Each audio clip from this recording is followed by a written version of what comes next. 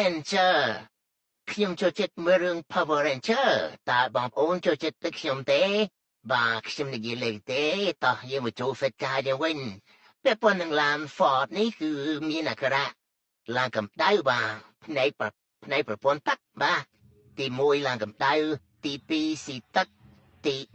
3ម៉ាស៊ីនត្រជាក់អត់ត្រជាក់បាទធុងទឹកមិញយើងមើលឃើញហើយថាវាមានជាតិកបោវាមានជាតិកាកសំណល់បងប្អូនមិញគឺស្ទះណែនពេញនឹងតែម្ដងអាយ៉ាញាប់ដៃតែម្ដងបងជាងធ្វើអីហ្នឹងកោះអីគេហ្នឹងបាទយើងក៏លេចទៅមើលមូលហេតុវិញបាទមូលហេតុអ្វីដែលធ្វើឲ្យឡានរបស់យើងឆាប់ឡើងកម្ដៅធុងទឹករបស់យើងឆាប់ស្ទះបាទចឹងតែទេបងប្អូនមូលហេតុនោះគឺរសារដែលយើងពីមុនប្រើទឹកធម្មតាហើយនឹងទឹកសុទ្ធយូរពេកទៅបាទទឹកសុទ្ធទៅទឹកធម្មតាយើងប្រើយូរទៅវាអាចនឹងកើតជាកបោវាបាទវាកើតជាកបោឬក៏ជាជាតិច្រេះនឹងហើយបានធ្វើឲ្យម៉ាស៊ីន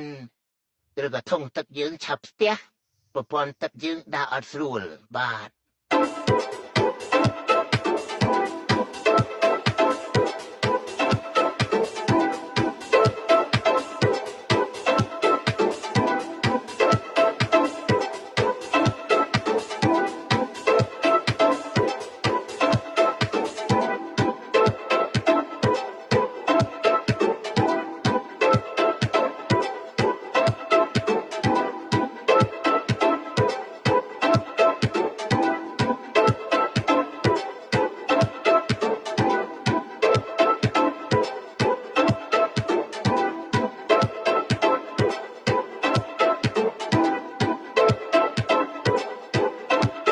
មុនយើងក៏ហើយលើយើងច្របាច់វិញម្ដងច្របាច់មិនគៀប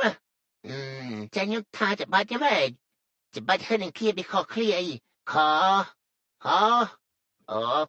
ចឹងបាទឥឡូវយើងគៀបវិញបងប្អូនគៀបយ៉ាងខិតផ្ចង់យ៉ាងគេចិត្តទុកដាក់គឺមិនឲ្យមានបញ្ហាគៀបលេចចេញមកកាទេបងប្អូនកុំភ័យបាទជាមួយនឹងជាងជំនាញដៃយ៉ាងរឹងមាំ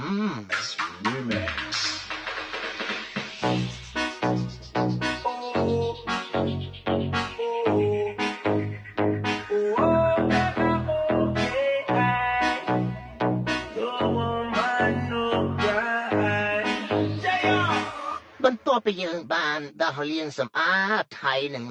ចាប់ចូលឡានរួចរាល់ហើយបាទជិះនេះណែទឹកខូឡែនសិនសយបាទសយនេះពូជាងក៏កំពុងចាស់ហើយបាទប្រើប្រាស់ជាមួយនឹងទឹកខូឡែនគឺ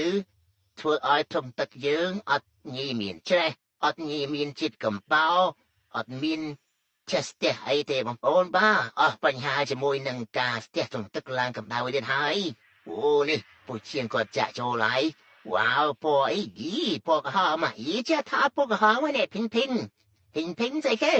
ភិងមានពណ៌ផ្កាឈូកណាពណ៌ផ្កាឈូកមិនមែន